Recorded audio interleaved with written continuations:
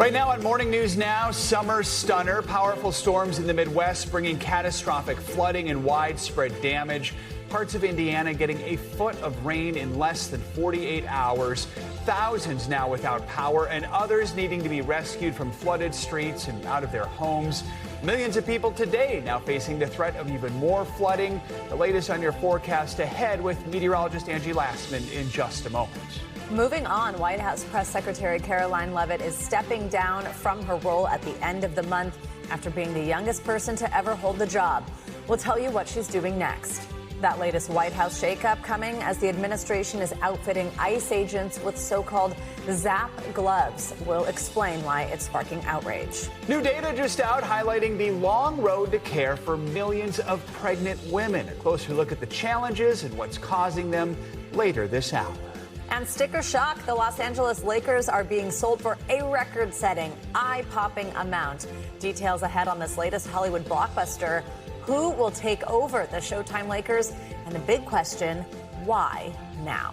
Good morning. Good to have you with us. Yeah, exactly. It is 9 a.m. Eastern, 6 o'clock on the West Coast. I'm Joe Fryer. And I'm Savannah Sellers. We're going to start this hour with those powerful storms moving across the central part of the country. In Ohio, the Red Cross setting up shelters in the central part of the state near Columbus. After the storm flooded homes and damaged buildings there, they are not out of the woods yet. More rain is in the forecast for tomorrow and through the weekend. And yesterday in eastern Indiana, emergency crews used boats and tractors to rescue dozens of people trapped by the fast-rising floodwaters. Forecasters say a foot of rain was dumped on the area in just 2 days. NBC News correspondent Maggie Vespa has the latest from Cambridge City, Indiana. It's about 50 miles east of Indianapolis. Maggie, good morning. Hey there from Cambridge City, where thankfully river levels for now are starting to recede. But you can see in this area, look, I mean, this neighborhood's still flooded, cars still poking out of the water. And then look at this yellow house. If we could zoom in there, the water level's almost up to the roof. And first responders tell us, indeed, they were rescuing people off of rooftops with boats here yesterday. That's how high the water was. We are talking about record high river levels in some parts of the state, a 1,000-year flood event in some parts of the state. And as you'll see, it's truly wreaking havoc. This morning, after days of torrential rain, large portions of Indiana are underwater. This is nuts. Some communities slammed with more than a foot of rain in 36 hours.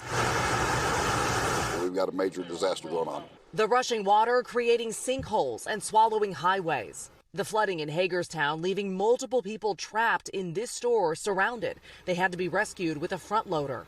Rescue boats navigating neighborhoods and first responders out in Muncie, where residents were wading through high water in pouring rain, carrying pets, while cars were submerged. One man even climbing onto the roof of his vehicle. Ron Longo's lived here nearly 30 years. Have you ever seen it this high, this bad? No. Never. Never. Nationwide, hundreds of thousands don't have power. Everybody's without power. I have a tree down and it ripped the power lines off my house. Outside Chicago, long lines at gas stations with people filling containers to power generators. This could take through the weekend to restore power. The outages coming with more than 70 million Americans under heat alerts, stretching from the plains to Florida, all as large parts of the country clean up from those fierce storms.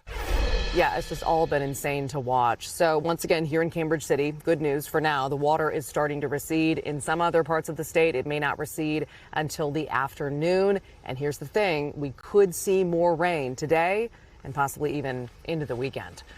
I'll send it back to you. All right, Maggie, thank you. With all that in mind, let's get a closer look at your Morning News Now weather. Angie Lastman has a look at what we can expect on these storms. Hey, Angie, good morning. Hi, guys. Good morning to you. Maggie just said it. We've got another chance to see some of this kind of repeated rounds of showers and thunderstorms on already saturated grounds. Here's the deal with what we've got going on this morning. 23 million people under flood alerts, stretching from West Virginia all the way back into Iowa.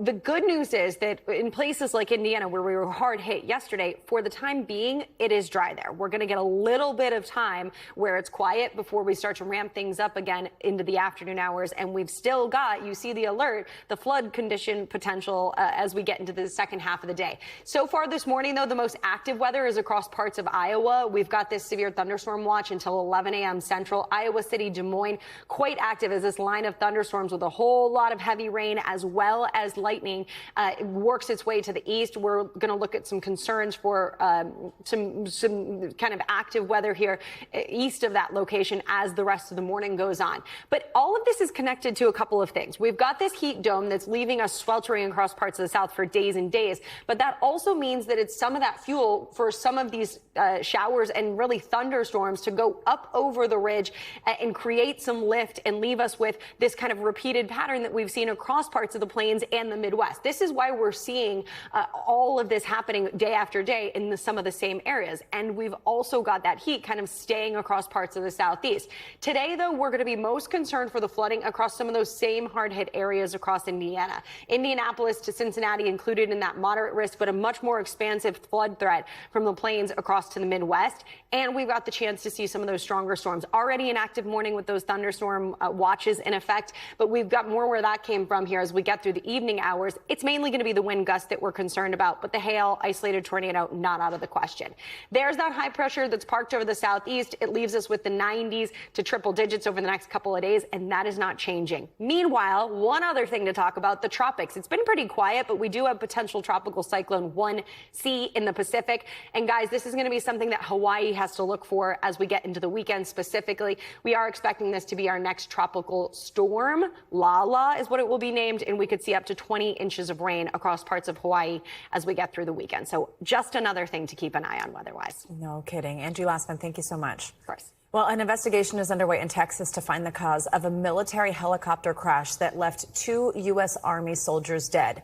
Their Apache attack crashed in a field in central Texas, sparking a large fire that even forced some evacuations. Officials say the Apache chopper, based out of nearby Fort Hood, was on a training mission. It did not hit any buildings or people. It's unclear at this point what caused it to go down. This crash is the latest in a string of recent military helicopter training crashes over the last couple of years. A major voice within the Trump administration will soon be leaving. Yeah, Karoline Leavitt is stepping down as the White House press secretary at the end of the month. Her departure comes less than a month after she returned to the White House from maternity leave. She was the youngest White House press secretary in history when she first took office, and she says that she wants to spend more time with her family. NBC News political reporter Megan Brand joins us now with more on that. What else are we learning about this exit for Karoline Leavitt here? Yeah, so it's a major shakeup because she's really been one of the top voices for the Trump administration in explaining the policies to the American public. And so in terms of what comes next for her, we don't know what comes next in terms of any potential next job.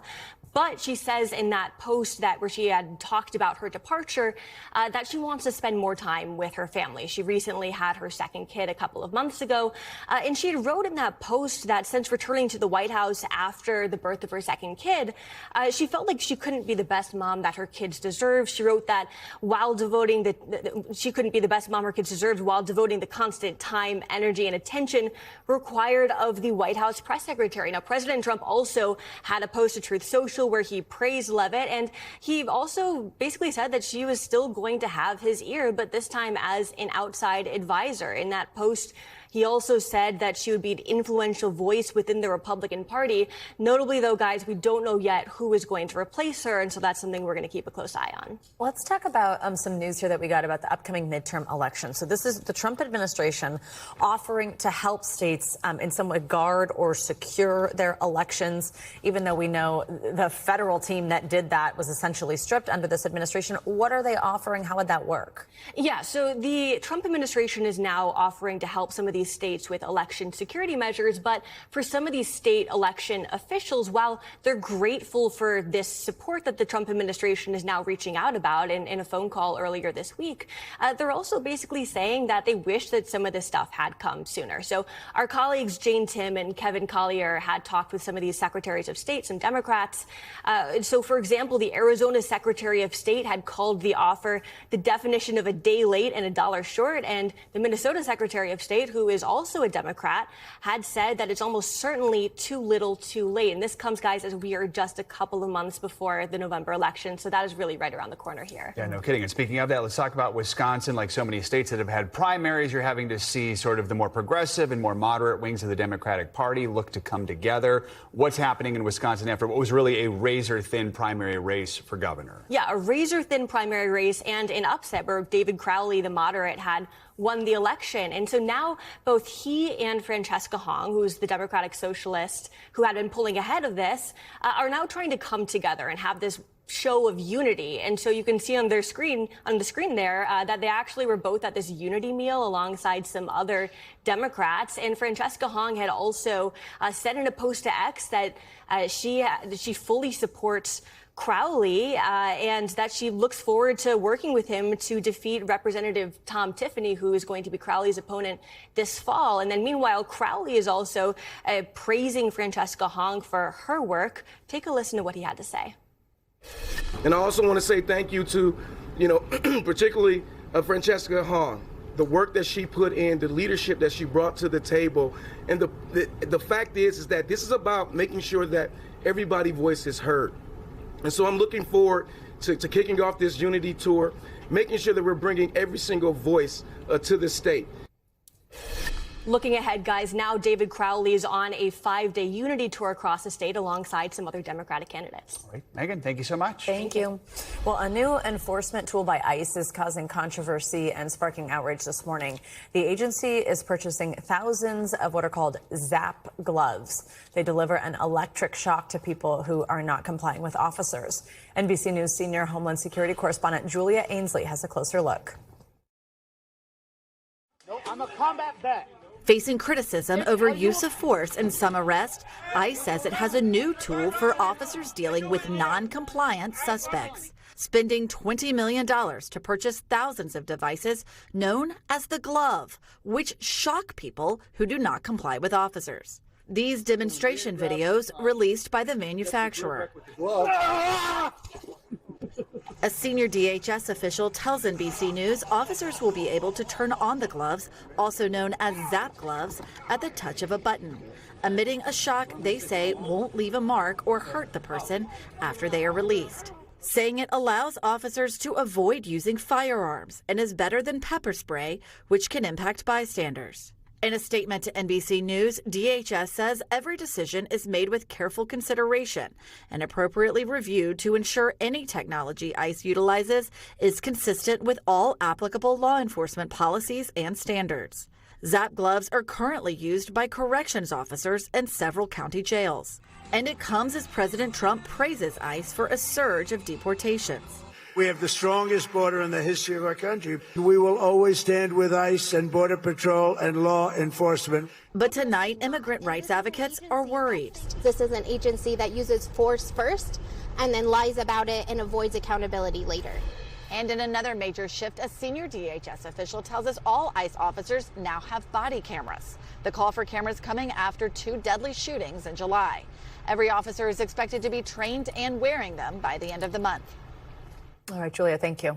The son of Rob and Michelle Reiner has pleaded not guilty to new charges from a grand jury. Nick Reiner is accused of murdering his parents late last year.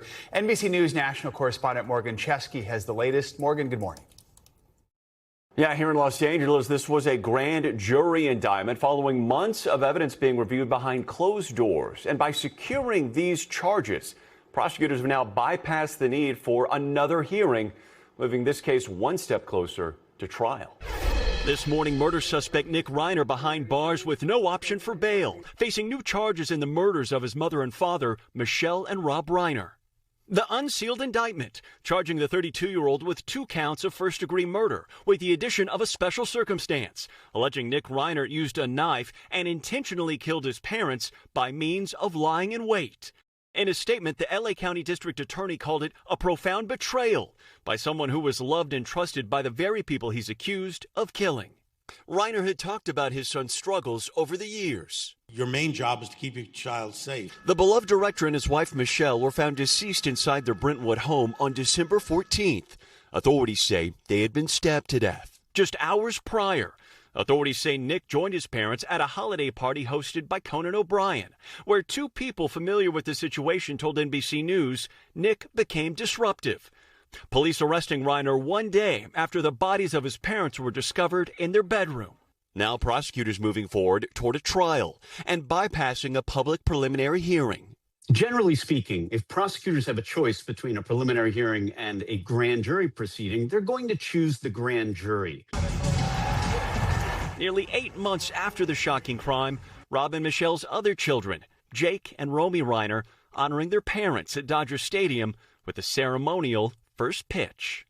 Before the game even started, it was an emotional time for me. I thought the Dodgers did a fantastic job with the tribute to my parents. In April, Jake opened up about the family tragedy in a Substack essay, writing, "I was robbed of so many things that day. My parents won't be at my wedding. They won't get to hold their future grandchild." And regarding his brother's alleged crime, it simultaneously breaks my heart and enrages me. And again, Nick Reiner has pleaded not guilty, and his court-appointed attorney is declining to comment at this time. And this is all coming as the 32-year-old is seeking access to his trust fund. That's currently valued at around $1.5 million, and he's now filed a petition to try to get some of that money that could help pay for a private criminal defense attorney. A hearing on that very filing is set for next week. We'll send it back to you. All right, Morgan, thank you. For more, let's bring in NBC News legal analyst Angela Senadella, who's with us on set. Help us understand this lying in wait, why prosecutors would seek it, just what the significance is of that. Yeah, so look, it's definitely an escalation. So now if convicted as charged, there's only two options for sentencing. One is the death penalty, and the second is life without the possibility of parole. But I also think there's a real strategic move why the prosecutors are doing this. And I believe it's likely to preempt what we seem to know will be part of his defense, which is that of mental health issues or an altered mental state or perhaps even intoxication. And that's because with regular first-degree murder charges, you have to prove that it was deliberate, meaning the defendant sat around and weighed the consequences of whether or not they would proceed with this action. So, and not an uncommon defense to that is that the defendant was in such an altered mental state and maybe so intoxicated they couldn't actually deliberate. But what the prosecutors are doing here with lying in wait is it's almost a backdoor to that same first-degree murder charge, because instead of having to prove deliberation, all they have to prove is concealment of purpose, surprise attack, that this defendant sat around and waited, even though they still have to prove intent to kill. They don't directly have to prove deliberation. So I think it's almost a chess move the prosecution is doing here. What is going to factor into the decision on the death penalty? So that decision, whether or not to seek it, is really up to the discretion of the district attorney alone. That said, the DA tends to take into consideration family opinions, family circumstances, relatives of the victim. And in this case, the relatives of the victims are obviously the siblings, and that complicates it. But if the siblings do decide that they do not want this to be pursued, even though it ultimately would still be the DA's decision, the DA would likely take that into consideration. Now, that victim statement, though, victims' family statements do come into play with actual sentencing, so they would have to be considered at that stage. All right. Angela Senadella, as always, thank you. Well, in Colombia, rescuers are racing against time to find survivors from Monday's deadly earthquake. That's after the crucial 72-hour window to find people alive ended this morning. Despite that and the challenging conditions, teams are not giving up hope on finding more survivors. NBC News correspondent George Solis has the latest. This morning in Western Colombia, it's a race against time, with rescuers and many volunteers working around the clock, searching for survivors through aftershocks and grueling heat. This couple using special microphones designed to pick up the slightest sounds in collapsed buildings. No hay otra forma. We haven't slept, but we're waiting, trying to help, she tells me. Rescue operations only pausing when they pick up any trace of life. In Cali, 23-year-old Christian Menendez is clinging to hope his friends will be found, even as the odds of rescue grow slim. None of us have lost faith, he says. We're all here for them. The risks are great. This rescuer had to be rescued himself after falling through the cracks of a collapsed apartment building. New images of the quake's destructive power emerging too. Passengers filming at a regional airport when shattered glass comes down on the tarmac. The death toll now soaring above 260. At this hospital, doctors feeling the pressure. We're broken, Dr. Karen Ruiz tells me. Her colleague, Dr. Claudia Gomez, says her team has treated more than 100 patients. It's not one person, we're all a family, she tells us. Our clinic responded with everything we have. This patient, grateful to be alive. John Solarte recalls the floor at work violently shaking. He tried to run for safety, but fell, breaking his knee. Across the country, we're witnessing incredible acts of humanity. And it's not just when people are rescued. This crowd's celebrating after firefighters pulled a trapped dog to safety. A small victory in this very big disaster zone. Well, thanks to George Solis for that report. There is much more to come here on Morning News Now. Later this hour, it's a Tinseltown stunner. The Los Angeles Lakers are sold in a record-setting deal. We will tell you what's next for the franchise. Up first, a special election in the UK getting plenty of attention. A Trump ally is taking on a man dressed as a trash can. Tale of the tape is next. Welcome back. It has been more than 45 years since John Hinckley Jr. tried to assassinate President Ronald Reagan. The drama unfolded outside the Washington Hilton Hotel in D.C. Now, for the first time in a podcast interview, he's talking about the object of his obsession that he says drove him to shoot the president, actress Jodie Foster. NBC's Ann Thompson has that story. 45 years after he shot President Ronald Reagan in a twisted attempt to get actress Jodie Foster's attention, John Hinckley Jr. is apparently still trying. She definitely could have been a target. The 71-year-old talking about Foster on the Mark Joseph podcast, the producer of the movie Reagan, saying he could have just as easily shot Foster, who was then 18 and a student at Yale University. She had just starred in the movie Taxi Driver, which Hinckley obsessively watched. You talking to me? You didn't have a gun, I think, when you went to visit her campus, right? I may have, but as fate turns out, it just, it was Reagan instead of her. Then 25, Hinckley wounded the president, Secret Service agent Tim McCarthy, D.C. police officer Thomas Delahanty, and paralyzed Press Secretary James Brady outside the Washington Hilton Hotel, also the site of this April's attempted assassination of President Trump. Prior to the shooting, Hinckley stalked Foster. I wanted to have this union with Jodie Foster and live the rest of my life with her and all these things, that of course were delusional. Hinckley was found not guilty by reason of insanity, spending decades in a psychiatric hospital until released to live with his mother in 2016. All federal supervision was lifted in 2022. I just wish Jodie Foster well. Ann Thompson, NBC News. Well, in overseas news, polls are open in a special UK election that's raising some eyebrows and drawn a few smirks. Trump ally and leader of the populist and anti-immigration Reform Party, Nigel Farage, is running again for the same seat he held in Parliament, representing the seaside town of Clacton, east of London. Farage abruptly resigned as MP there last month over accusations he failed to properly declare millions of pounds he received from a crypto billionaire. But all the major UK political parties are boycotting the vote, calling the move a stunt. So who is Farage's biggest challenger? There you see him. It's a man dressed as a trash can known as Count Bin Face. He's a comedian and self-described intergalactic space warrior who's previously run against 3 prime ministers. In a recent interview with the Associated Press, Count Bin Face dismissed accusations that he was making a mockery of the vote. Am I making a mockery of it? You are American. Look at your president. You tell me who's making a mockery of it. I'm here to celebrate and defend democracy. If nobody votes for me, nobody votes for me. I don't claim it's rigged. I don't go to the Capitol on January the 6th and definitely not cause an insurrection. I don't do any of that. So you tell me who's the mockery, America. NBC News international correspondent Danielle Hamanjan joins us now with more on this, shall we call it, unique election. It's like Monty Python. My God. Danielle, first, let's just go back to how we got here with this whole Farage running again after resigning last month. We'll start on that before we get to Count Binface. Sure. And can I just start by saying it is not unusual to have a guy with a garbage can on his head run for an election here in the UK.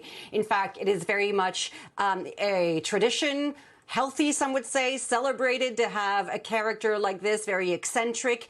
For the international audience now tuning in, yes, I acknowledge that there's a lot of head scratching going on. This election was not inevitable. As you say, it was triggered by Nigel Farage's very sudden decision to quit Parliament and run again in the same seat to clear his name following allegations that he didn't declare the $6.5 million gift. So he's being investigated for that. But in triggering this election, he is putting it to the public. He has framed this election as the people versus the establishment election. Now, worth noting here a little bit about Nigel Farage, privately educated, career politician, worked in finance. Many would say he is very much part of the elite and establishment that he criticizes on camera almost on a daily basis.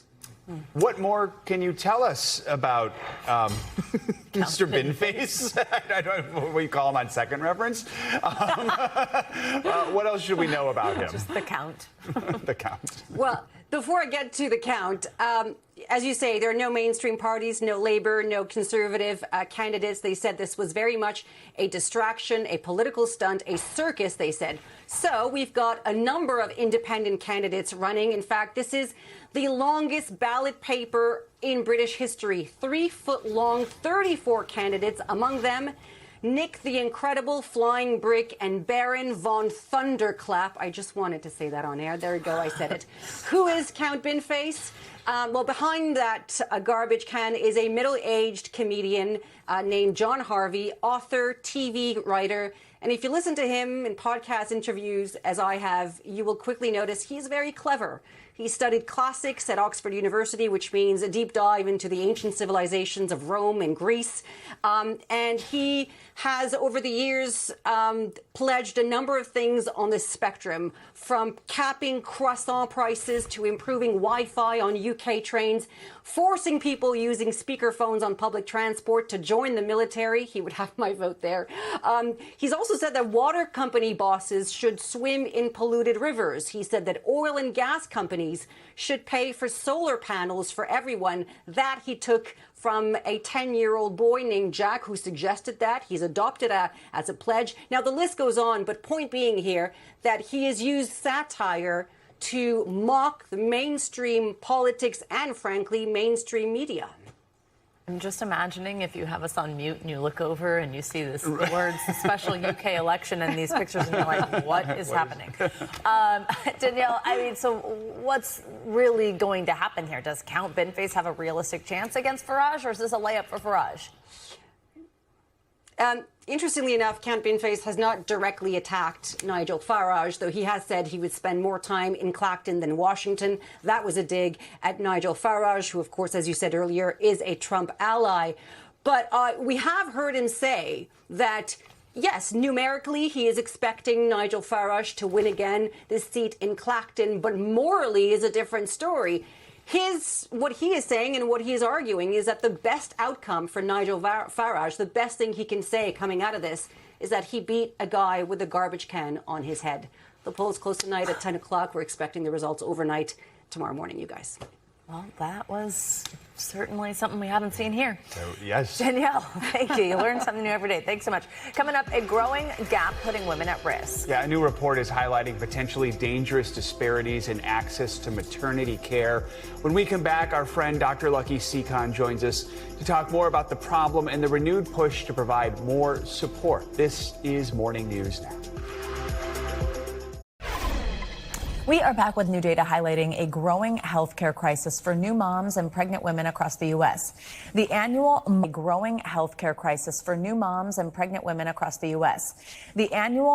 of Dimes maternity care report published Tuesday revealed persistent and widening gaps in access to prenatal and postpartum care. Millions of women have to travel more than an hour to reach the nearest maternity care facility. And access is even more limited in what are called maternity care deserts. It's a county with no obstetrician, midwife, or medical centers specializing in labor and delivery. According to March of Dimes, 1 in 3 U.S. counties is considered a maternity care desert, and more than 2 million women of reproductive age live in one. We've got our friend, double board certified REI and friend of the show, Dr. Lucky Seacon. She's here to help us make sense of this new data. She's also an OBGYN at RMA of New York Fertility Clinic and the author of the absolutely fantastic book. It is really like a textbook guide for fertility. It's called The Lucky Egg. Dr. Seacon, great to have you with us as always. Thanks for having me. Okay, this is such an important topic, and I think we said that losing access to prenatal postpartum, but it's also just like the being pregnant of it and having access to this care you need. Yeah. First, explain, if you could, let's start on prenatal, like what type of care women should be getting and what it means if you're in one of these deserts you're not getting. Yeah, so ideally, you should be going to your OBGYN for prenatal care starting in the first trimester. So most women are presenting, hopefully, between 8 and 10 weeks. That's an early part of the pregnancy where you establish care.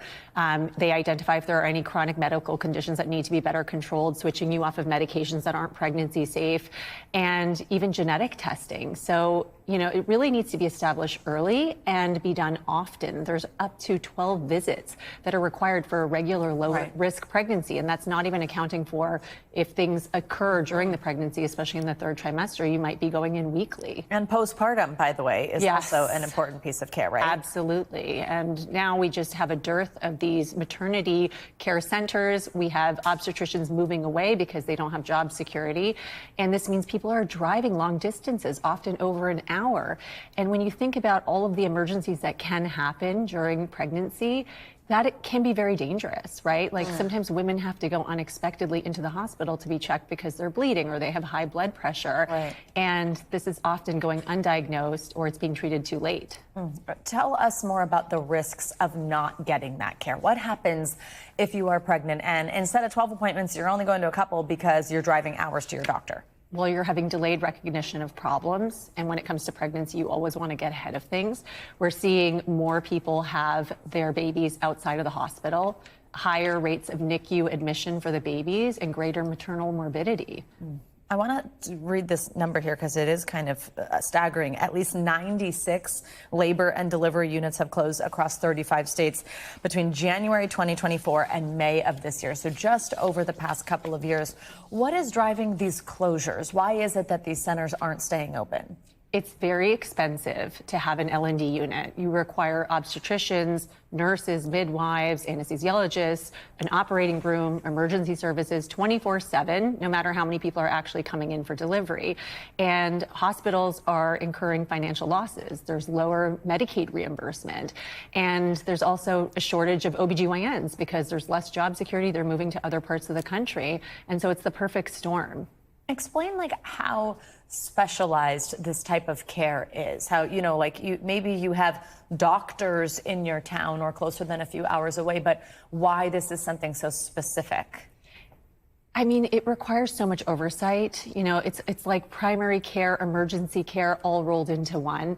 And pregnancy is such a dynamic process. You're caring for 2 people, not just one. And there's so many things that can emerge, even in relatively healthy young women who've never previously had medical issues. Problems like high blood pressure, diabetes can crop up during the pregnancy, and they require really close monitoring and care. What happens, let's say, if you live in one of these deserts and you do start to experience what you believe is an emergency during your pregnancy? I think it's really important to establish prenatal care as early as possible with a plan with your OBGYN so that you are equipped with the information and knowledge of what to look out for, and you're giving yourself extra time to get to the hospital. Because when it comes to certain emergencies during pregnancy, it can be a matter of minutes. And so ideally, you are getting to the doctor sooner rather than later.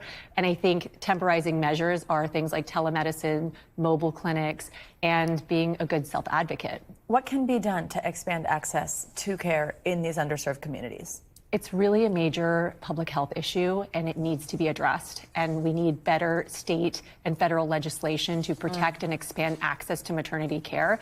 We need to get creative with solutions and look to other sources of support. So expand access to doulas during, going through labor and delivery. And I think education at the patient level so that they know what to look out for and they can advocate for themselves. Really good points. Dr. Lucky Sekhon, we love when you join us. Thank you so much. That was an important conversation to have. Coming up, a blockbuster sale stunning the sports world. The Los Angeles Lakers getting new ownership again after just over a year. More on the multi-billion-dollar deal that's setting a new record and what it could mean for one of basketball's most iconic franchises. Don't bounce. Morning News Now. I'll be right back. Back with the laundry list of questions surrounding the Los Angeles Lakers, which will have new ownership yet again. Yesterday, we learned the team is being sold for a record-setting price of $12.5 billion. It was just 14 months ago that Mark Walter bought the team for $10 billion. That was a new record at the time as well. Now it's Bob Iger and Josh Kushner teaming up for this stunning purchase. Iger, you may know, is the former Disney CEO, and Kushner, who runs a venture capital firm, is the younger brother of President Trump's son-in-law, Jared Kushner. In a statement, they said, as lifelong NBA fans, we are deeply honored for the opportunity to become stewards of the Los Angeles Lakers, one of the most iconic sports franchises in the world. Let's break this down with sports business reporter Kurt Badenhausen. Kurt, good to have you with us. I mean, I think house flippers would be impressed with this, going from $10 billion to $12.5 billion so quickly. Give us some context behind this purchase. Was it surprising, and what's been some of the reaction you're hearing? Stunning. Absolutely stunning. I've been covering the business of sports for 30 years. This one ranks up there in top 5 of most surprising stories in that area during that time. This sale last year closed in October. So this is less than 1 year from when these guys took over. We've never seen something like this. Set a record last year for most expensive sale price ever, and obviously topped it now this year at 12.5 in less than 12 months. We mentioned Mark Walter. He's on the team just a year after buying it. What are the questions there around why that's how this is going down? Yeah, that's the big question, right? The why. There's speculation that the price was too good to pass up, but that really doesn't pass the smell test with this deal. Mark Walter is not someone who's just looking to flip things. He's bought into the Dodgers in 2012 and has built that into a dynasty. The obvious connection here is that Mark Walter is under SEC and FBI probes related to loans made by insurance companies that he controls. The thought is that he needs to raise money to pay back some of those loans. And so it was a matter of kind of Dodgers versus Lakers. How do you raise money quickly? And so, he was approached to sell the Lakers very recently. And the price was too good. But it's fascinating because Iger and Kushner were pursuing an expansion franchise in Las Vegas. I mean, they were thought to be one of the leaders to do this. And then they obviously flipped and focused on LA. Yeah, taking over the Lakers might be a little bit easier, I'm not sure, or harder. Iger and Kushner, what do we know or what can we expect from them as NBA owners, especially in a post-LeBron James world that they're dealing with? Yeah, really TBD. I mean, they're both huge basketball fans. Iger knows the media side very well, running Disney all those years. He bought into Angel City FC with his wife, Willow Bay, a couple years ago. But in terms of running big-time sports, Kushner owns a small piece of the Miami Heat. He'll have to sell that. In terms of running an elite franchise, we'll have to see. But the Lakers seem to be able to attract star after star. So they've got Luka Doncic, and they have a history of bringing stars to the purple and gold. Do you think this means that other teams start thinking, oh, should we sell? Because look at that turnaround. Look at that price tag. Well, the NBA has seen massive turnover. You've had more than a dozen teams sold over the last 6 or 7 years because the prices have just gone through the roof. And a lot of people decided now's the time to cash out. We saw the Celtics sell and the Lakers sell. I mean, last year, 2 of the premium brands, Portland Trailblazers just sold. Charlotte Hornets have sold. You've seen Dallas Mavericks have sold. Mark Cuban got out, which again, also up there in top 5 most stunning moves. Cuban moving on from the Mavericks. So prices of sports teams have just skyrocketed, particularly when you look at the NBA and NFL. And a lot of people are just people are getting priced out, but the billionaires keep getting creative to step in and buy these franchises. Yeah, some folks can't buy a house, but these guys are just buying and selling NBA teams. All right. Kurt Badenhausen, good to have you with us. Thank you so much. Well, in the WNBA, one high-profile coach is facing criticism for her reaction to a rough foul against one of her players. Indiana Fever coach Stephanie White told reporters her team is united and she supports them 100%. NBC News correspondent Sam Brock has more from her fiery press conference. The idea that Stephanie White doesn't support her own players did not sit well with the coach of one of the most prominent teams in the WNBA, the Indiana Fever. So much so that Coach White felt the need to address the record and explain why, after a hard foul on guard Sophie Cunningham, she wasn't more vocal in the moment. Any suggestions that I don't 100% always have my players back? I ride with them 10 toes down all the time. All the time. Indiana Fever coach Stephanie White at a Fever pitch, responding to those calling for her to be fired over her reaction to this play. Fever guard Sophie Cunningham taking a hard foul from the Chicago Sky's Dejanay Carrington Saturday. That blow to the head and neck, leading to Carrington's automatic ejection, after which she posted the words "white privilege" on social media, though later saying the post wasn't about the assessment of the foul. Coach White's initial reaction to that play, ripped by some as too sympathetic to her former player Carrington. She's going to play her butt off, man. She's going to compete. Nobody's going to go walking in for a layup. Some Indiana Fever fans booing their own coach last night. And White now clarifying her position on Saturday's flagrant foul. Was it egregious? Absolutely. When you have a chance to watch that over and over and over on replay, you can see that. The coach also clapping back at those fomenting controversy throughout the WNBA by exploiting tension over issues like transgender athletes and race. The hate, the fear-mongering, the divisiveness, the stuff that's trying to hijack our league will not win. It won't win. Through it all, both Cunningham and teammate Caitlin Clark standing by their coach. White making it clear she's not going to let the naysayers divide her from her players. I stand by them. I will always stand by them. Everybody else can go to hell. It should be noted that Cunningham herself said that everything is cool in the locker room and that the players never doubted that Coach White has their back. Cunningham has been receiving a lot of attention recently for remarks that she made in an interview with ESPN, where she stated her position that she doesn't believe trans athletes belong in girls and women's sports. That's a backdrop to the latest controversy that has now entangled the Indiana Fever. Sam Brock, NBC News. Back to you. All right, Sam, thank you. Coming up on Morning News Now, that stellar sight in the skies above Europe. Look at that. That is quite the diamond. Yeah, and beautiful solar prominences too. Oh my gosh.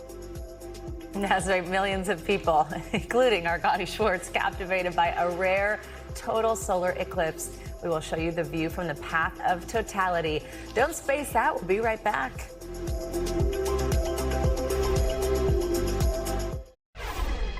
Welcome back. Yesterday, millions of people looked to the skies to witness a rare cosmic wonder as a total solar eclipse swept across parts of the northern hemisphere. From Iceland to Spain, day suddenly turned to twilight for a moment as the moon passed directly in front of the sun, revealing a spectacular view of its fiery halo.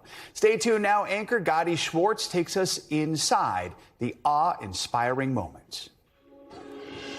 Streaking across parts of the Earth, a sunset before the sun sets. When we first saw it, it was above Iceland, the moon sliding slowly into dazzling position. Look at that. That is quite the diamond. Yeah, and beautiful solar prominences too. Oh my gosh. Right at the edge there, the sun's crown of plasma arching off into space with solar flares as big as the Earth itself. The cheers are going up here. This is it. In Spain, NBC's Raf Sanchez was watching his first eclipse from a hillside. And that's it. It's disappeared, Gotti. It is just the most extraordinary, this perfect circle of blackness, and all around it, this just totally majestic corona of the sun. It looks like somebody has just punched a hole in the sky. And then the light came rushing in. The Fulmer family came all the way from Las Vegas. People marveling at the magic of a mathematical coincidence that the moon is 400 times smaller than the sun, which is 400 times farther from us than the moon. That's what is happening right now. I'm going to try to do this right here, okay? So we've got the sun over there. Let's see if we can line it up a little bit. Boom, right there. That is a perfect position. It's almost like somebody placed this perfectly with this 400 equation and allowed this to spin around the Earth in this perfect way.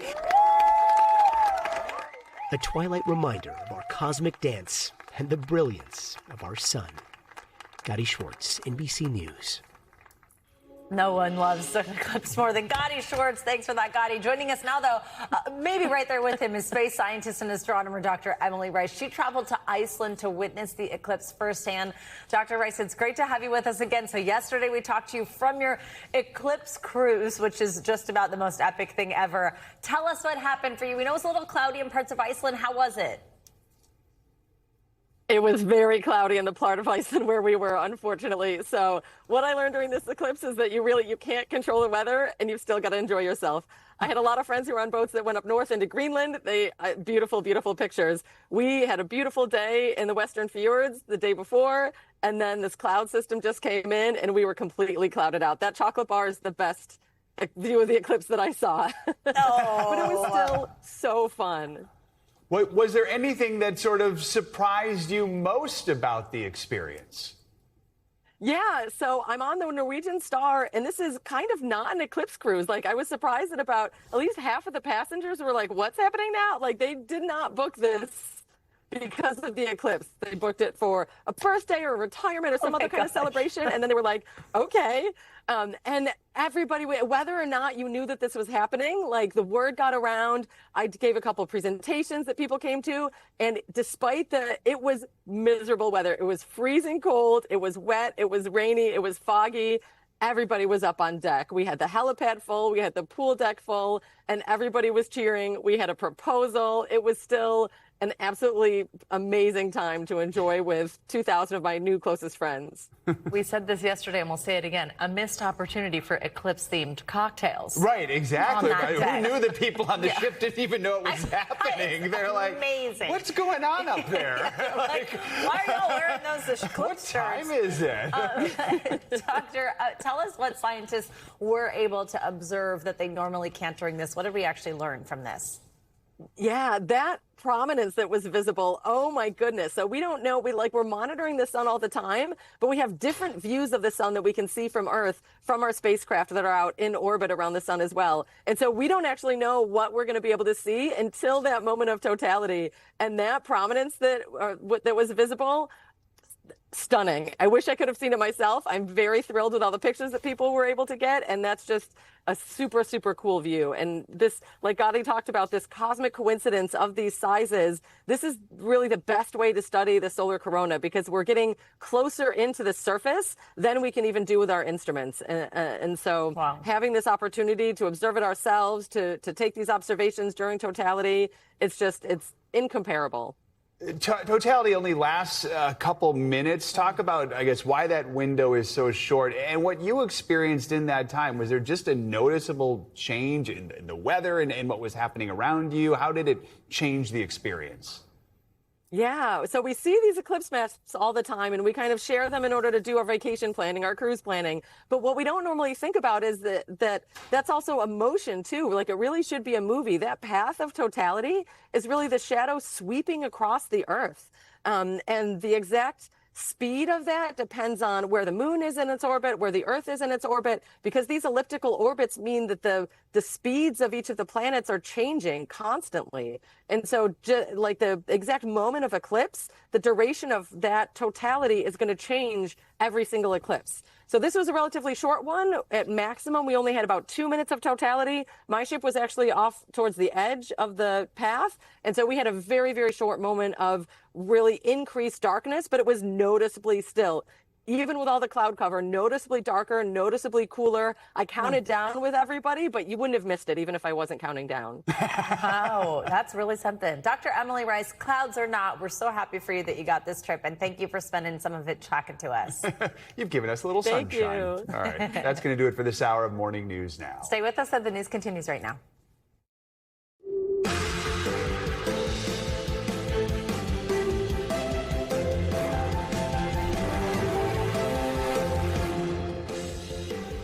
Good morning. Happy Thursday. I'm Savannah Sellers. I'm Joe Fryer. Right now on Morning News Now, washout, an unrelenting deluge of torrential rain soaking folks across the Midwest. And there's more where that came from. Some communities in hard-hit Indiana forced to wade through more than a foot of rain in just a little over a day. Rescue boats seen trudging through residential neighborhoods. Angie is here with your full forecast coming up. Apache down. 2 Army service members are dead after a military helicopter crashed just outside of Fort Hood in Texas. The impact igniting a massive brush fire. Emergency crews still racing to contain the flames. The investigation into what went wrong in a moment. Plus, love it or Leavitt, a major shakeup at the White House. Press Secretary Karoline Leavitt leaving her post at the end of the month. Why she says she's stepping away from the podium, how the commander-in-chief is reacting to the bombshell decision. Forget about brat summer. It is officially hot divorcee summer.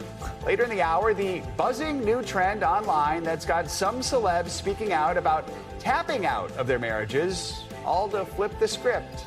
Until death do us part. Not on my list for 2026. Nope. Nope. It might have less to do with the summer and the hot. And Exactly. Things you got to work out. If they're happy, good for them. All right, let's start this hour with the severe weather that's sweeping across the middle section of the country. More than 22 million people from Iowa all the way to West Virginia are waking up under flood watches. Eastern Indiana was hit hard yesterday. Emergency crews used boats, even tractors, to rescue dozens of people trapped by the fast-rising floodwaters. Forecasters say the area has received a foot of rain in just 2 days. About 60 miles east of Indianapolis, officials in Hagerstown and Cambridge City closed all county roads and issued a travel warning for the area because so many roads are underwater. The governor there, Mike Braun, has directed local agencies to work around the clock to get resources where they're needed and make sure people are safe. In neighboring Ohio, the Red Cross is setting up shelters in the center of the state around Columbus after the storm system flooded homes and damaged buildings there. And they are just not out of the woods yet. More rain is in the forecast for tomorrow and through the weekend. NBC News correspondent Maggie Vespa is in Cambridge City. That's in eastern Indiana. She joins us with the latest. Maggie, good morning.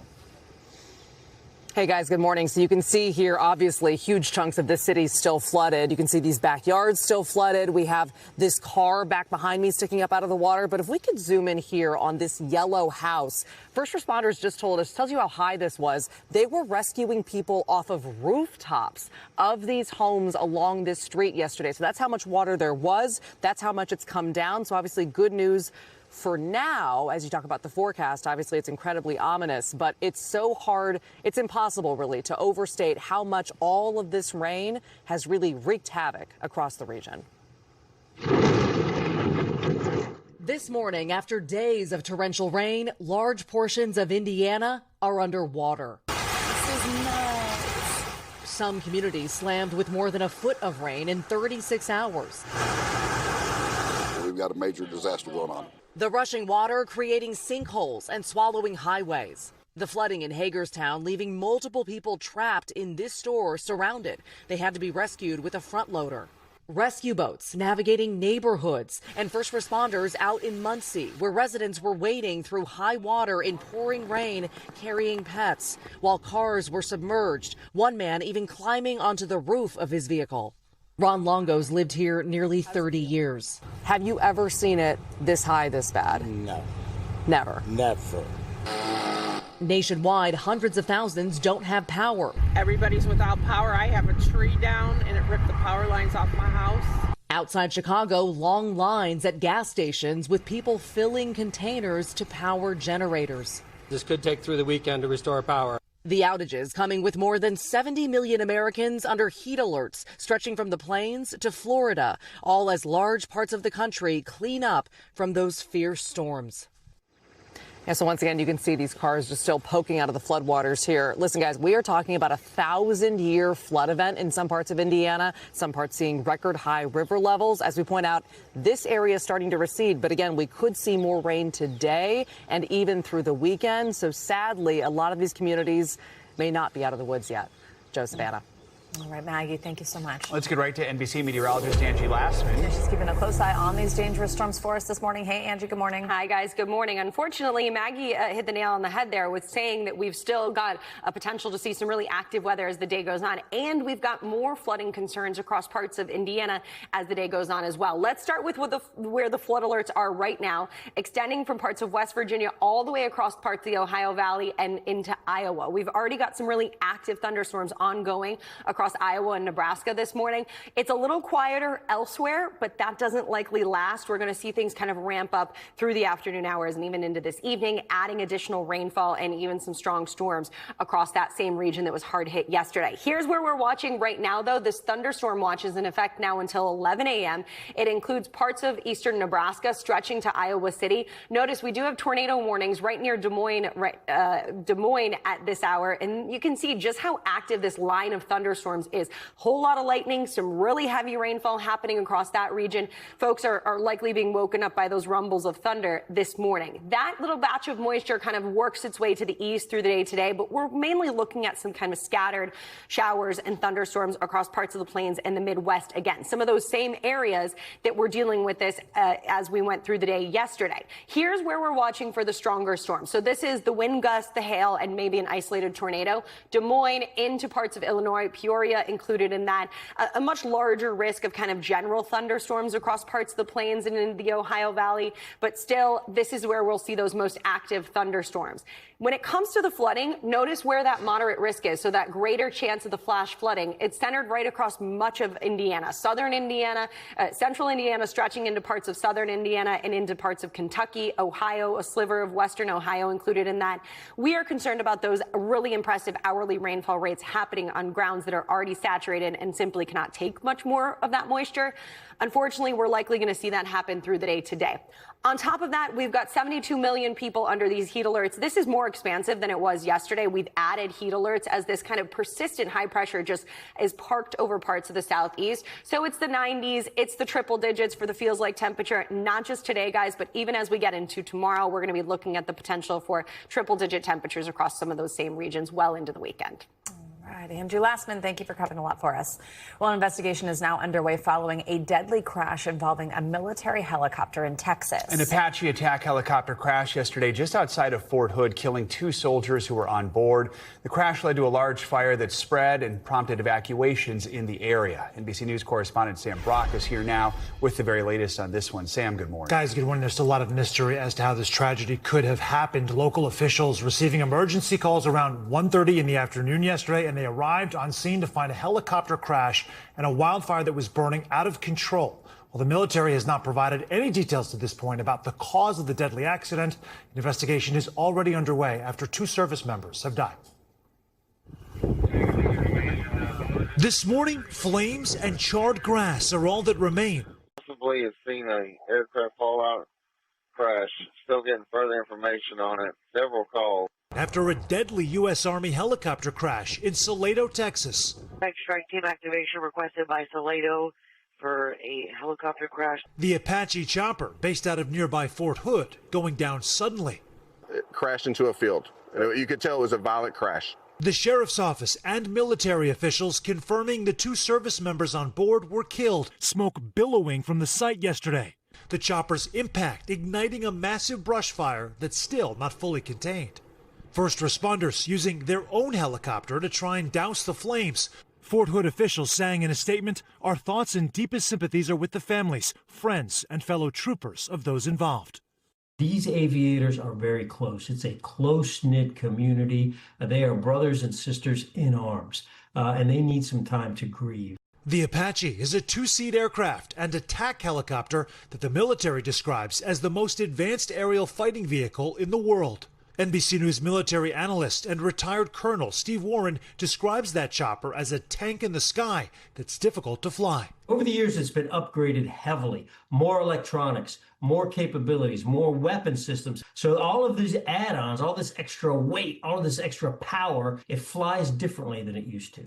In 2024, the Army launched a new safety initiative to reverse what it called a troubling trend of accident rates involving its aircraft. Texas has seen a number of military helicopter crashes, most notably in 2015, when 4 soldiers died in a Black Hawk crash, also connected to Fort Hood. And Fort Hood, guys, says that the soldiers' names are still being withheld until their next of kin can be notified, so at least 24 hours from that point. Fort Hood's Criminal Investigation Division is leading the review into what happened.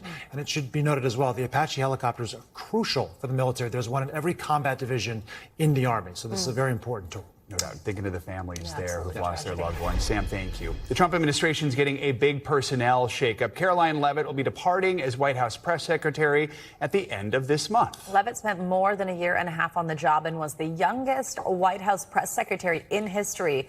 She also just returned to the podium from maternity leave last month. NBC News Chief White House correspondent Garrett Hake joins us now. Garrett, so what more do we know about why Leavitt's deciding to leave? Well, Joe, a year and a half on this job with a new baby in May, and before that, another baby born during the campaign where she worked as then candidate Trump chief spokesperson. For Karoline Leavitt, she says this is all about trying to spend more time with that young family. She described in her statement that being heavy on her heart when she returned to work just a few weeks ago full time, the idea that she was away from her 2 young kids this much. It is a very demanding job with difficult hours. I can tell you I was someone who was texting and calling her at all hours of the day and night during her time as press secretary. And now she says she wants a break from that kind of pace, but not from the MAGA movement and the Republican Party, with whom she says she'll still be intimately involved. President Trump has frequently praised her, even comparing her mouth, her lips to a little machine gun, which he meant in a good way. What is the president saying about her departure? Yeah, not a compliment you typically hear in other contexts, but from the president, I think it was meant that way. Look, just other than her role at the podium, Karoline Leavitt had a huge role behind the scenes here at the White House. She was very close to this president, one of the advisors that he trusted implicitly, and her absence here will be deeply felt by the president and by other senior aides. The president said he believes she will continue to be a key outside advisor to him, and I think that'll be interesting to see develop. Does that mean working with one of these outside groups supporting Republicans in the midterms? Does that mean just being someone who he picks up the phone to call in difficult times? We're going to have to wait and see.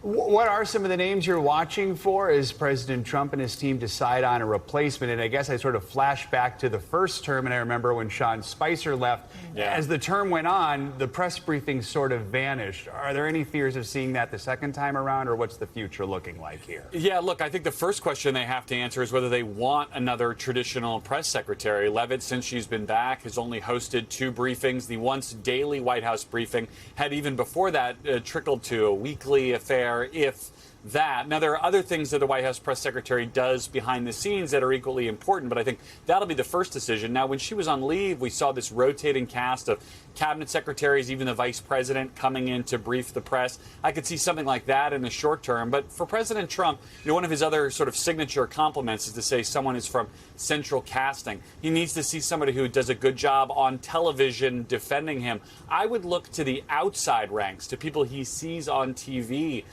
defending him publicly, as much as I'd look to anyone inside the White House being elevated. So we'll see how those decisions get made. But, the people you see on your television now, Joe, are probably the people I'd start looking at. Some people might be auditioning this week in some of their performances on television. Yeah. No kidding. And Garrett, I'm assuming that means we don't really have any timeline on that then. No, we do not.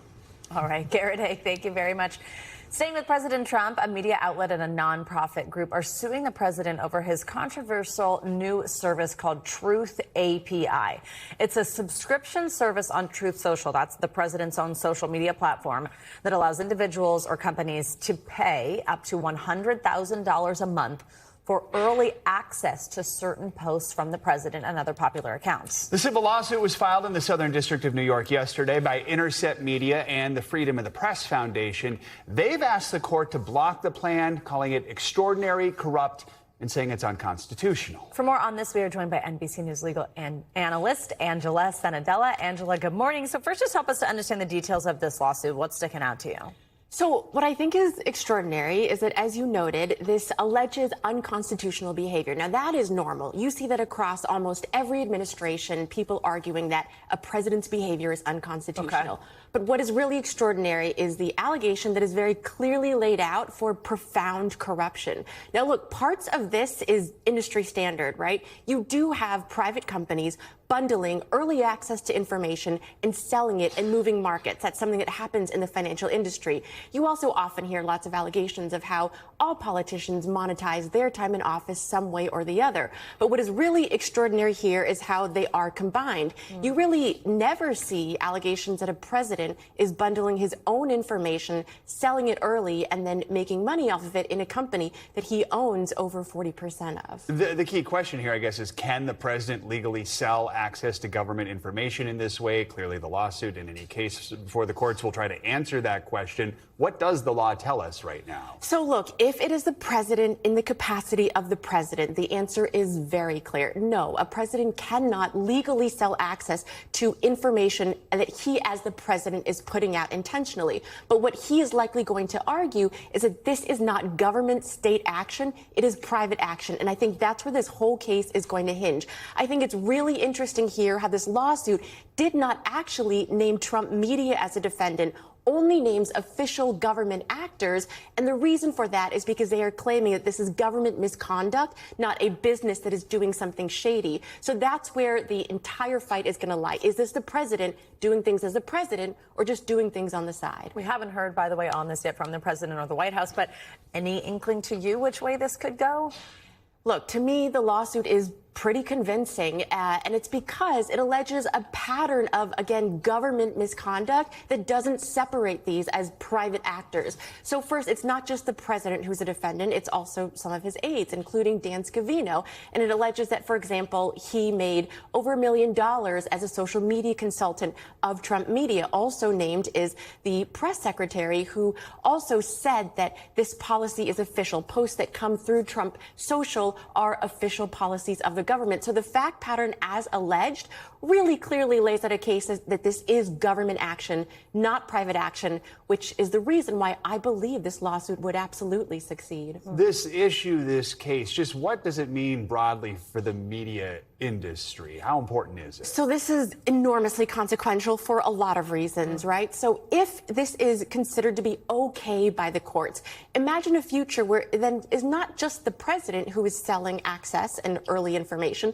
but really then all members of the government at different levels, from city to states to the federal branches of government. If they can sell posts that they believe can move markets earlier, and also part of this lawsuit is that the Trump media disallows any scraping, so it disallows people from having any way to access it in a free way early, then that means that the public is really going to be at a loss here. We're not going to be able to access information. What happens next, Angela? So very clearly, the government is going to present a motion to dismiss. I don't think it's going to be strong enough for a court to immediately dismiss this. And then the fight will continue, and there will likely be discovery, and we will likely see whether or not this is the president acting as the president or as a private figure. Does this feel like the kind of issue that could end up before the Supreme Court? Joe, I think so, right? Because this is just extraordinary on so many levels. I know we say that a lot, but the novel arguments that are being presented here have not been tested before on both sides. We did actually see, though, in 2024, a decision from the Supreme Court that does limit social media accountability and how state actors can use that. So I think that that could help the government here a little bit. Angela Sanadella, thank you so much. This morning, the critical 72-hour window to find survivors from Monday's powerful earthquake in Colombia is coming to an end, but rescuers are not giving up hope. Despite the grueling and difficult conditions, teams are still racing against the clock to try to find as many people alive as possible. NBC News correspondent George Solis joins us once again from the city of Cali in Colombia. George, good morning. Joe, good morning to you. That's absolutely right. Here at this scene, crews have made remarkable progress in moving a lot of the debris. Now, the urgency comes because they do believe that they will still find people alive in this rubble. For so many, hope now is all they have left. This morning in Western Colombia, it's a race against time, with rescuers and many volunteers working around the clock, searching for survivors through aftershocks and grueling heat. This couple using special microphones designed to pick up the slightest sounds in collapsed buildings. No hay otra forma. We haven't slept, but we're waiting, trying to help, she tells me. Rescue operations only pausing when they pick up any trace of life. In Cali, 23-year-old Christian Menendez is clinging to hope his friends will be found, even as the odds of rescue grow slim. None of us have lost faith, he says. We're all here for them. The risks are great. This rescuer had to be rescued himself after falling through the cracks of a collapsed apartment building. New images of the quake's destructive power emerging too. Passengers filming at a regional airport when shattered glass comes down on the tarmac. The death toll now soaring above 260. At this hospital, doctors feeling the pressure. We're broken, Dr. Karen Ruiz tells me. Her colleague, Dr. Claudia Gomez, says her team has treated more than 100 patients. It's not one person, we're all a family, she tells us. Our clinic responded with everything we have. This patient, grateful to be alive. John Solarte recalls the floor at work violently shaking. He tried to run for safety, but fell, breaking his knee. Across the country, we're witnessing incredible acts of humanity. And it's not just when people are rescued. This crowd's celebrating after firefighters pulled a trapped dog to safety. A small victory in this very big disaster zone. I want to take you into this very raw moment. Earlier, we spoke with a woman named Ana Valencia. She flew in this morning at 2 a.m. from Long Island because her father is somewhere in this rubble. She believes he is still alive. The entire family bringing their own tools from the States to do this. And what you're seeing is that effort right now. They actually, we believe, got into his bedroom. They've been removing some of his personal belongings. It has been a very tender moment here. They've been asking for volunteers to help them move some of the debris. They accessed the bedroom, it seems, on their own, and you can see they are moving some of that rubble right now. They collected some personal effects there. You see more buckets. A blanket was just pulled out here from the rubble. They are hoping, praying for a miracle right now, like so many across Western Colombia. And as you heard from so many there in our piece, it has just been such a difficult time and period for so many of these families who have not slept, who have not eaten. And again, all they can hope for right now is for a miracle in this rubble. Joe. George, we are thinking of that family and all the families there and keeping hope alive for them as well. George, thank you for your reporting. Appreciate it.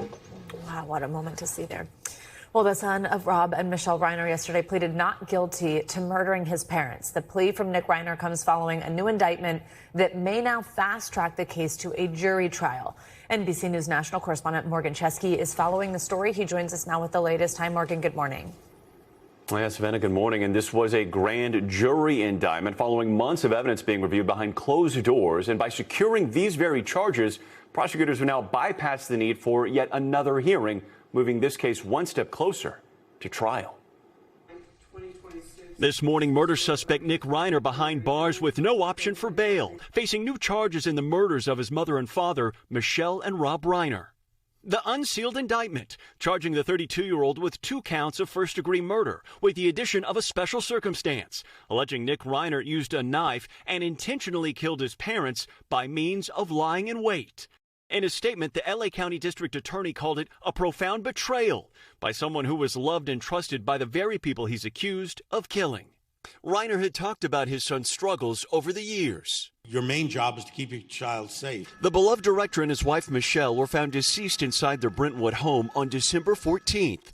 Authorities say they had been stabbed to death. Just hours prior, authorities say Nick joined his parents at a holiday party hosted by Conan O'Brien, where 2 people familiar with the situation told NBC News Nick became disruptive.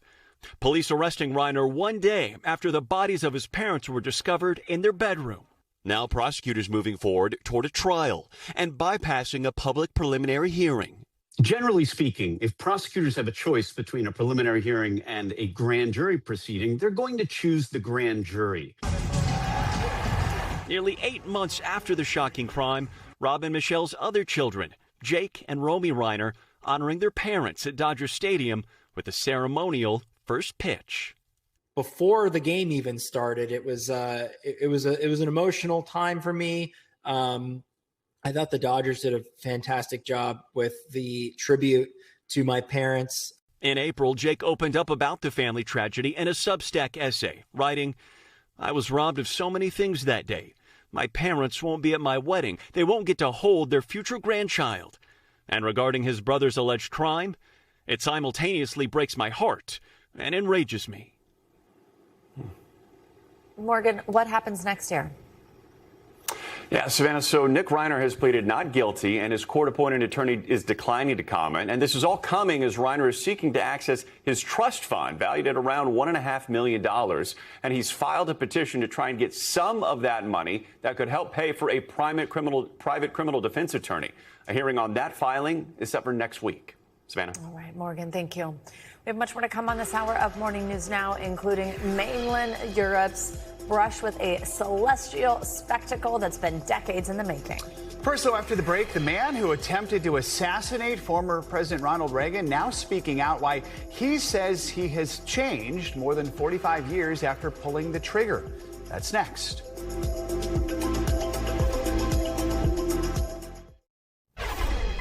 Welcome back. The man who tried to assassinate then President Ronald Reagan is opening up in a new interview. John Hinckley Jr., who is now free, says that he has changed since the 1981 shooting. Speaking to a podcaster, Hinckley Jr. said mental illness led him to open fire on the then president as a way to get the attention of actress Jodie Foster. NBC News senior national correspondent Stephanie Gosk has more on what he had to say. Hey, Steph. In a nearly hour-long interview on the Mark Joseph Show, Hinckley says he had been experiencing depression and delusions at the time that he carried out that shooting. He also gave a glimpse into what his life has been like since and offered a message for Jodie Foster, who, at just 18 and a relative newcomer to Hollywood, found herself in the middle of a terrifying and bizarre assassination attempt. 45 years after he tried to kill President Reagan, John Hinckley Jr. says he's a changed man. I had a dark heart in 1981, and I've overcome that. In a rare and lengthy interview, the would-be assassin says he admired Reagan, but still chose to target him outside the Washington Hilton Hotel. I just was able to stand there, and nobody was even paying attention to me. A shooting that left Reagan and 3 others seriously wounded. All an attempt, Hinckley says, to get the attention of actress Jodie Foster. I think I understand. Who starred alongside Robert De Niro in Taxi Driver, a film where she played an underage trafficked prostitute and where De Niro's character attempts an assassination. I wanted to have this union with Jodie Foster. Hinckley, who's now free after being found not guilty by reason of insanity and spending 3 decades in a psychiatric institution, offering this message for Foster, who he doesn't know. I wish Jodie well and hope she has a good life. The interview revealing and shocking at times as Hinckley describes a correspondence with serial killer Ted Bundy in the 80s and similarities he found with Mark David Chapman, who killed John Lennon. It was a huge thing when John was killed. It kind of just sent me over the edge to where I never came back. Now at 71, Hinckley has no restrictions on his freedom and says he spends his days making music and art. I sell my little cat paintings. I certainly don't make a lot of money, but it's enough just to pay my bills. In the decade since, Jodie Foster has rarely talked about the attack on Reagan. At the time, Foster was just 18, enrolled at Yale and performing in a stage play. She says the event is likely a reason she hasn't done theater since.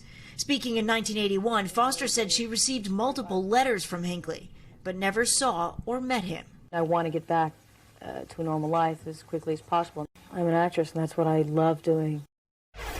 Reps for Foster did not comment about this new podcast interview. Hinckley says he believes estrangement from his family at the time led to isolation, depression, and delusions, but says he is now close with his surviving relatives, though he also added none of them, including his mother, who he cared for after his release, has ever asked him about the shooting.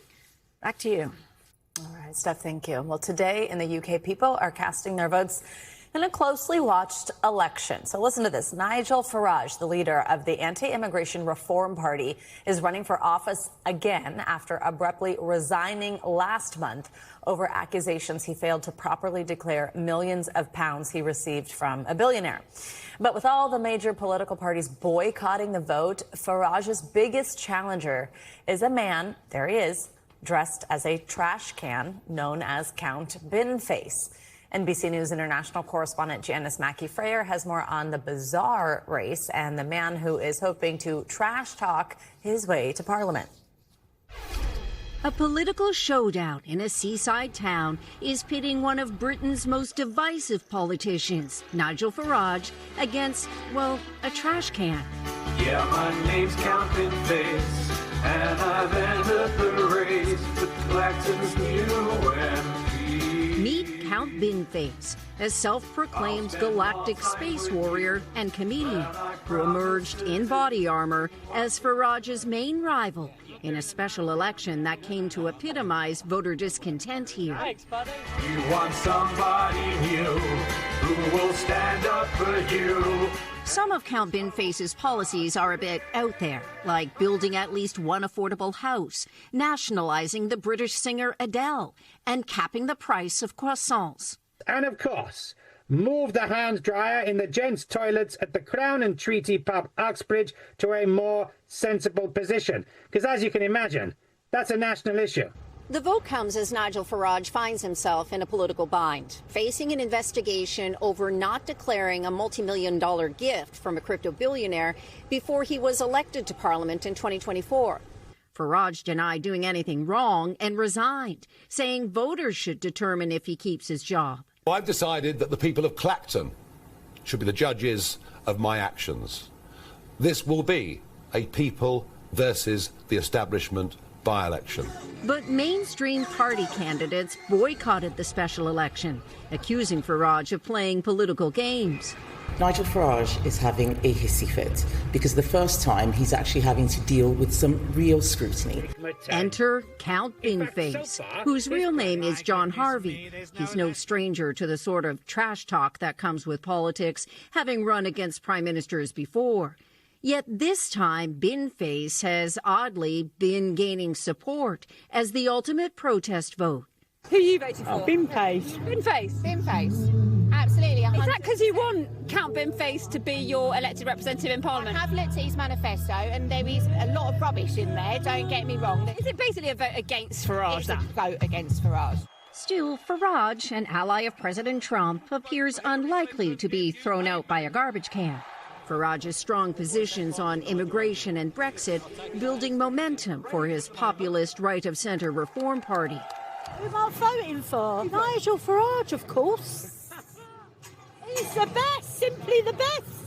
Regardless of the election's outcome, the unlikely rise of Count Binface captures a mood here among those worn down by politics, finding a laugh and maybe a bit of hope that even a man in a can might change things. And choose hope, not fear. But everybody sing. Janice Mackey-Frayer, NBC News, London. Song might be in my head for a while. I mean, we talked about this last hour. We didn't get the full music video experience. We didn't get the music video, so there's many layers to Count Binface. The count. Many layers of garbage. Yeah. All right. Coming up, another ICE-involved controversy is brewing out of Virginia this morning. Well, an agent caught on camera pulling a gun on a woman there. The disturbing dash cam footage of the moments leading up to that confrontation. That's next.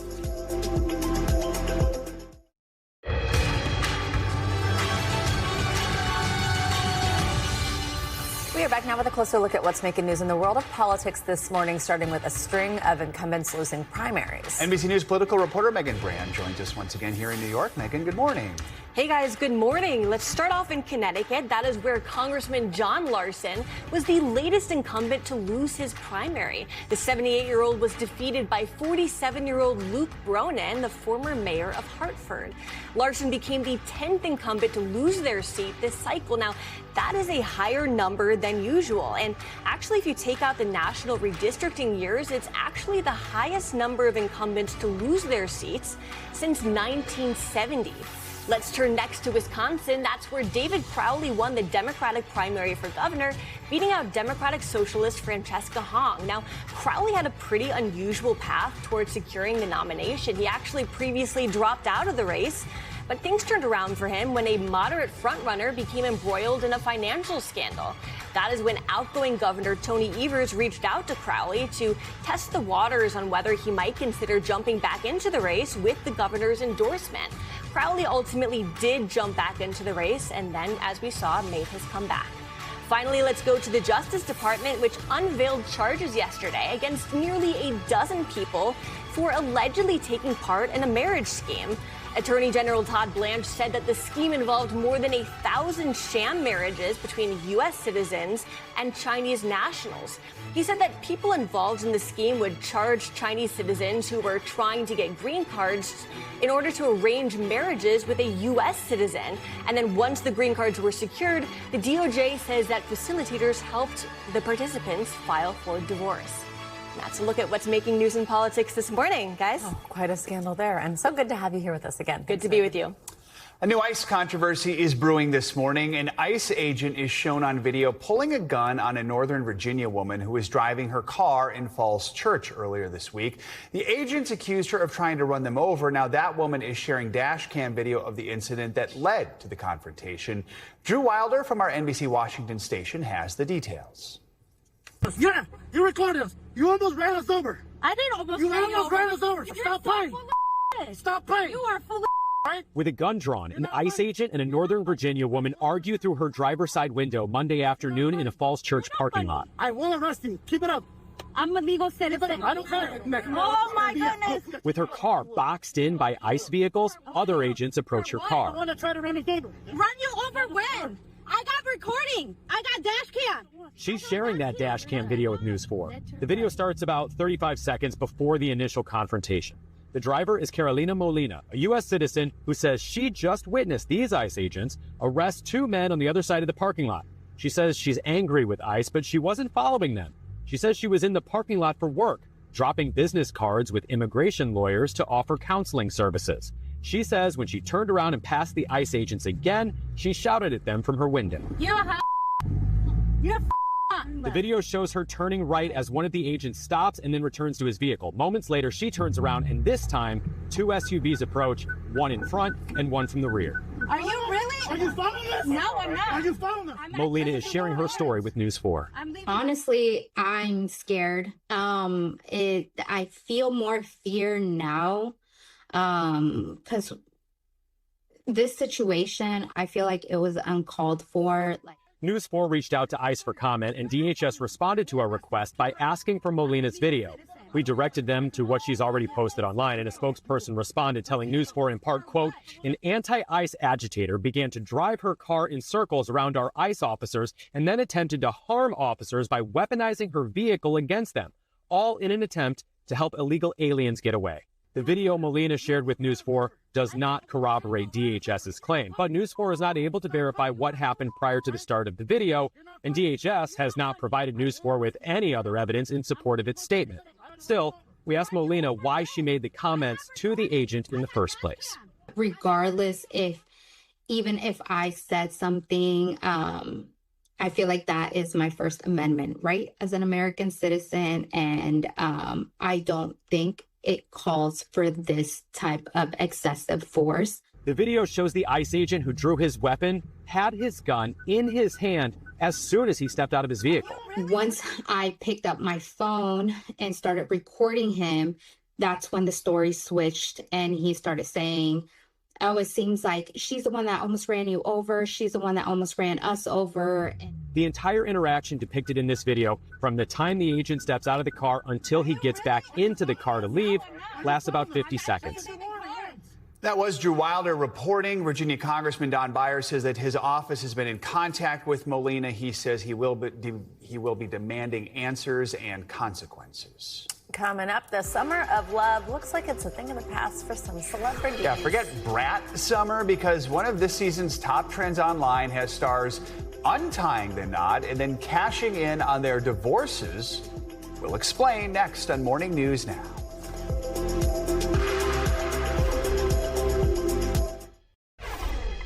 Welcome back. Millions around the world looked up yesterday for a celestial spectacle decades in the making. Europe's first total solar eclipse in more than 25 years swept from Iceland to Spain, turning day into darkness and drawing hundreds of thousands of eclipse chasers into the path of totality.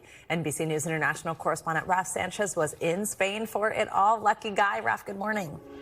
Hey there. Yeah, just an amazing big show in the sky. We were right in the path of totality here in Spain, which means for 1 minute and 40 magical seconds, the sun was completely blocked out by this perfect black sphere of the moon. It was an incredible sight seen by millions and millions of people across Europe. This was the moment the world was waiting for. The outline of the sun like a diamond ring before being completely blocked out by the moon in Europe's first total solar eclipse in more than 25 years. The path of totality starting in Iceland, where Reykjavik plunged into darkness, then swooping into Spain, where 500,000 eclipse-chasing tourists gathered. This Olympic skateboarder pulling off a once-in-a-century trick against the low-hanging sun. In Paris, London, and in Rome, humanity's iconic monuments made small by the solar blackout.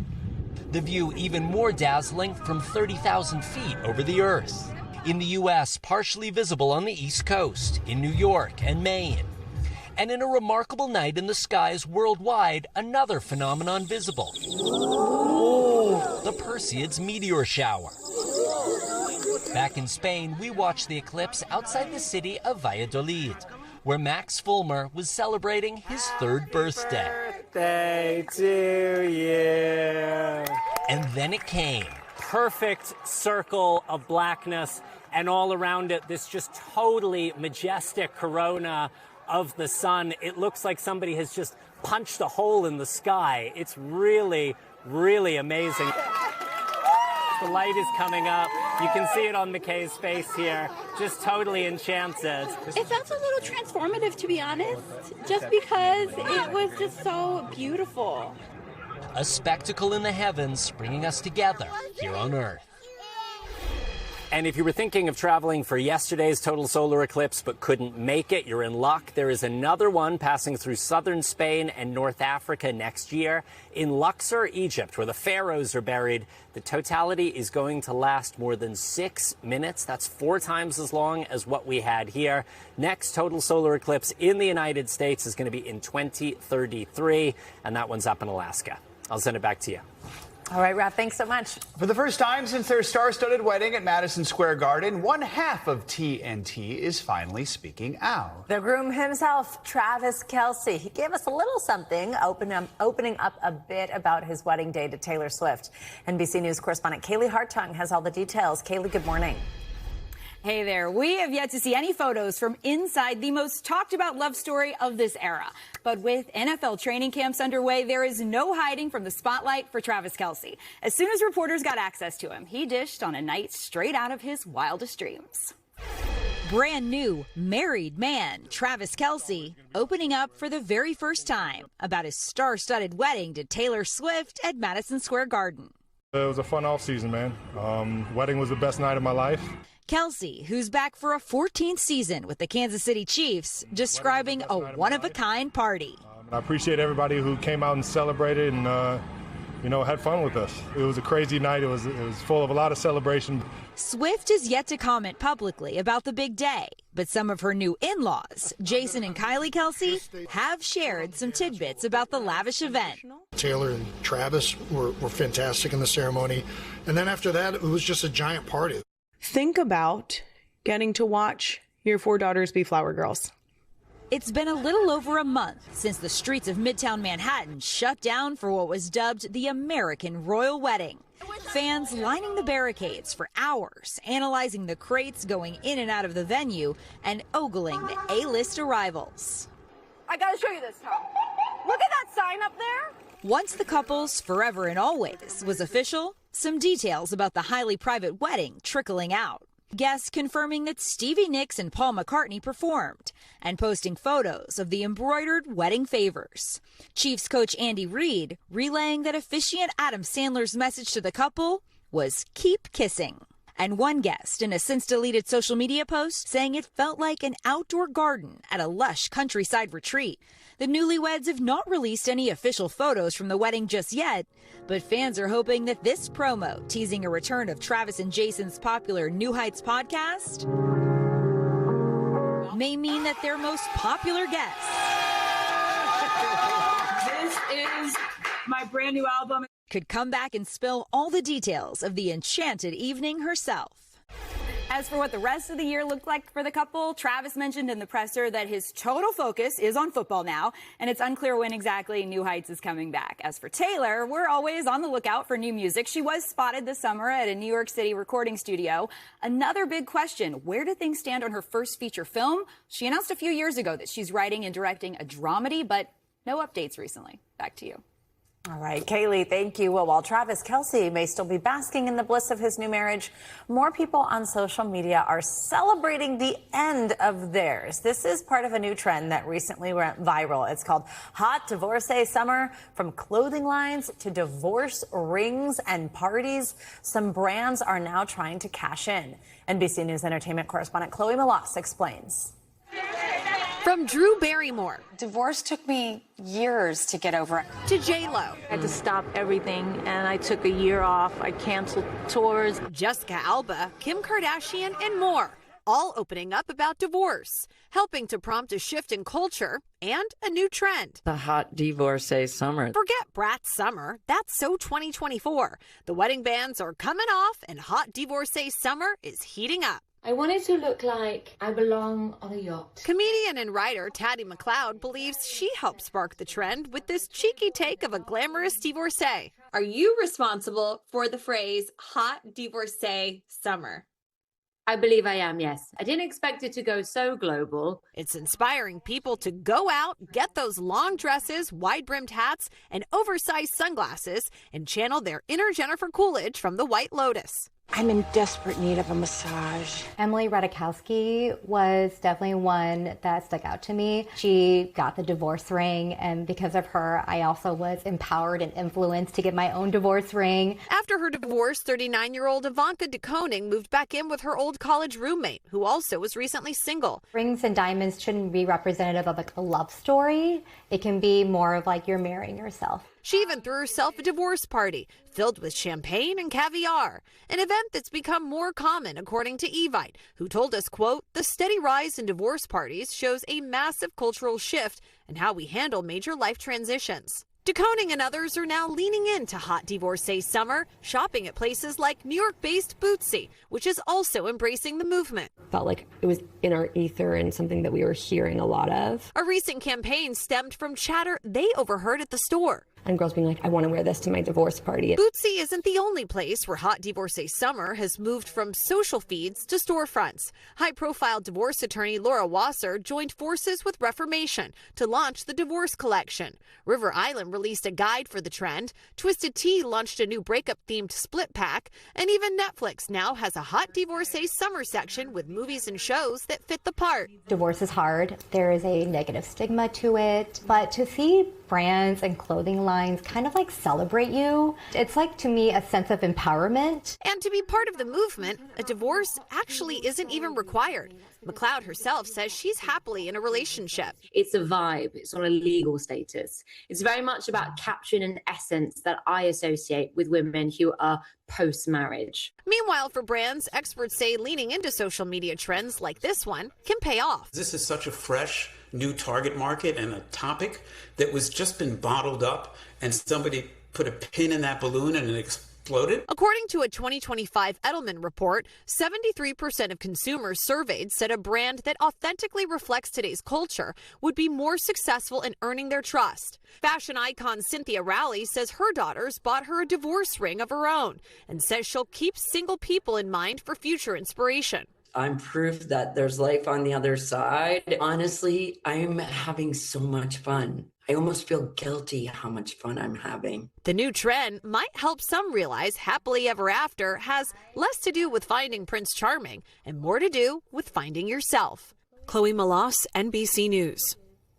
It does break the stigma of something that, let's be honest, happens a lot. Yeah, so no, it is it's fascinating true. to see that. The whole ring and everything. It's There you interesting. go. Building a community there. All right. That's going to do it for this hour of Morning News Now. Stay with us, though. The news continues in just a moment. We thank you for watching, and remember, stay updated on breaking news and top stories on the NBC News app or watch live on our YouTube channel.